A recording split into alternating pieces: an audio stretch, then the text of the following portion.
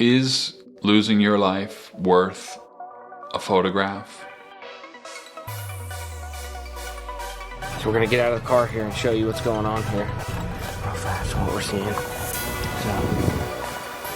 Chris Haverstick over here. We're gonna go in. So, this is what we're seeing right now. Got my camera set up over here. There's big flashes all around us. There's gonna be lots of lightning right here.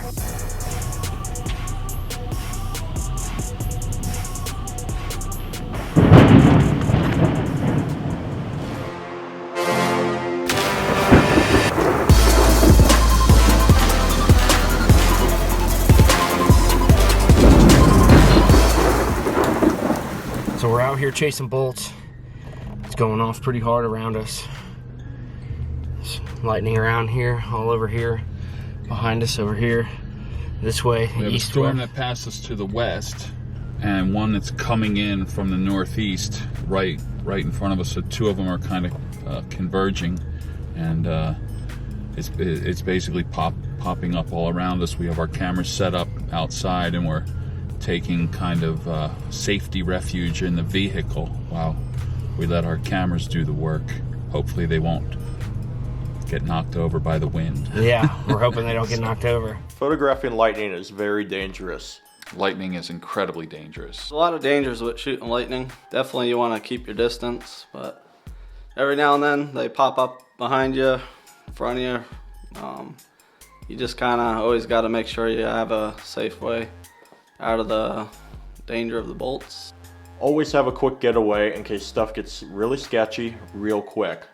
We like to stay within a few hundred feet, if not less, of a structure we could take cover in or our vehicles. Chasing storms is really a big thrill because you never know if you're gonna get struck, and even with all the safety precautions you can take, it's still really dangerous. Lightning can strike you within an average of 5 to 10 miles from the core of a thunderstorm. So always remember that when you're out in the field trying to capture those bolts. You're risking your life every time you go out to shoot bolts. The unpredictability of storms is pretty high. We can't underscore how dangerous it is. We are on the eastern edge of Lake Okeechobee right now. Oh, wow. That was right there. And we are right under a storm, massive, intense storm right now. Lots of debris on the road here. Fuckload of debris on the road. Wow. Oh, my God. Oh, shit.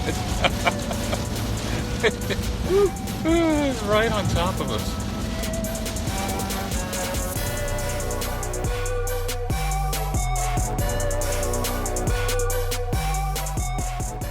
Let's talk about cloud formation.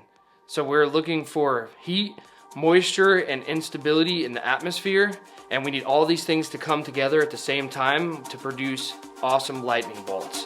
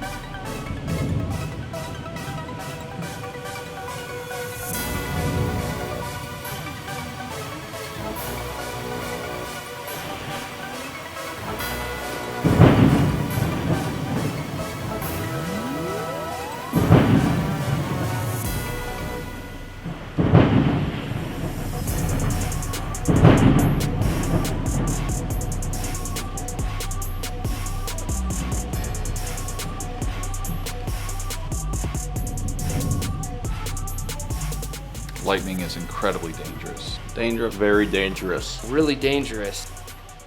Okay, so we've established that lightning is dangerous. We all get it. You still want to go out and shoot lightning. That's fine. It's what we do. We love it. It's dangerous, and you're risking your life. How can I minimize the danger? There's 3 things you can do. But before I tell you what they are, here's a word from Damon on why we chase. When you get a photograph of lightning, it is one of the most rewarding things in photography. Capturing that split second of a lightning strike is one of the most incredible things I've ever done as a photographer. Damon's one of the best lightning photographers in Florida, if not the world. So check out his work. In order to photograph lightning safely, you just need to remember 3 things. Number 1, have a dedicated radar app or weather app and turn the lightning alerts on. This way you'll know how far or how close the lightning is to you. Number 2, you need to keep your distance. Aside from the obvious safety reasons, it's usually better to get lightning shots from a safe distance.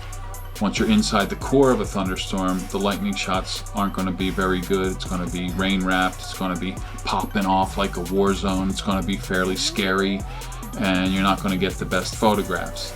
You can keep your distance, which the National Weather Service suggests 6 to 8 miles away from the core of a thunderstorm. Keep a safe distance, you get the best shots. Which leads us to number 3. Find shelter. If you go out and shoot lightning, eventually you're going to get caught by a thunderstorm. You can be tracking them as best you can and just going one way, and the next thing you know it takes a hard left and it's right on top of you. And it's popping off and it's crazy, and you need to find shelter. That's your number 1 priority. If you are outside in a thunderstorm, you are in danger. And the number 1 thing you need to be doing is moving towards shelter, either towards a vehicle or towards a building, right away.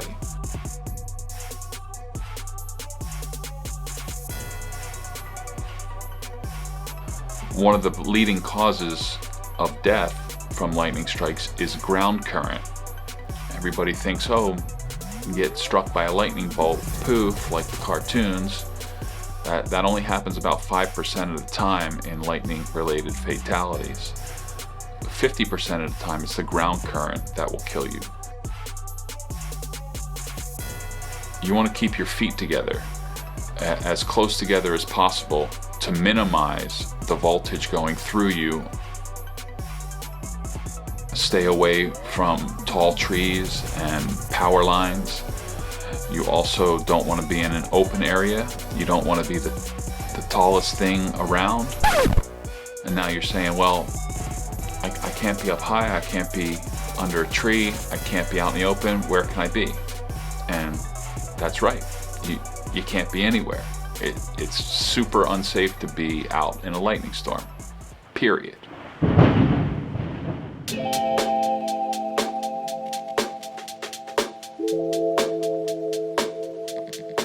False, false, false. Lying flat on the ground is the most dangerous thing you could do in a lightning storm. Ground current is the number 1 lightning-related fatality.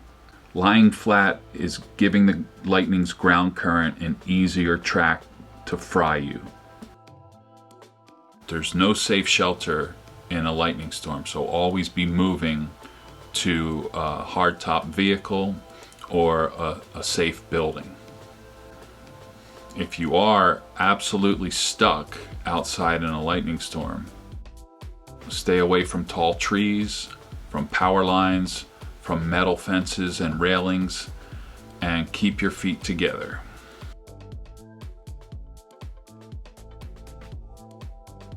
False, false, false. While a hard-topped vehicle is a safe refuge during a lightning storm, it's the car's metal frame that is engineered to withstand a lightning strike, not the tires. If you are taking shelter in a vehicle during a lightning storm, keep the windows rolled up and don't touch anything metal. False, false, false. Lightning can strike the same place multiple times. Lightning is looking for the tallest object to make its connection and can strike those tall objects multiple times. To oversimplify, lightning is looking for the path of least resistance. It's looking to strike the tallest object around.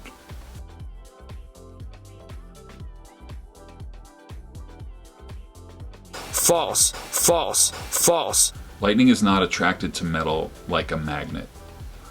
Lightning is looking for the tallest object to connect with, the path of least resistance. While lightning is not looking for metal, metal is a great conductor for lightning.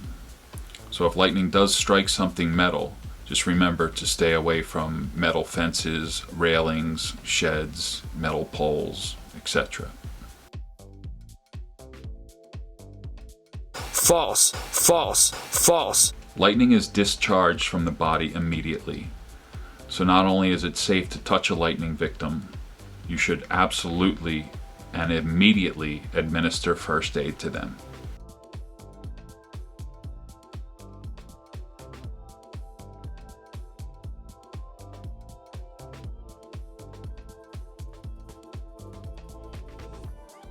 And one of the biggest things is we always try to be safe and find good shelters and spots where we can get these fabulous shots for you.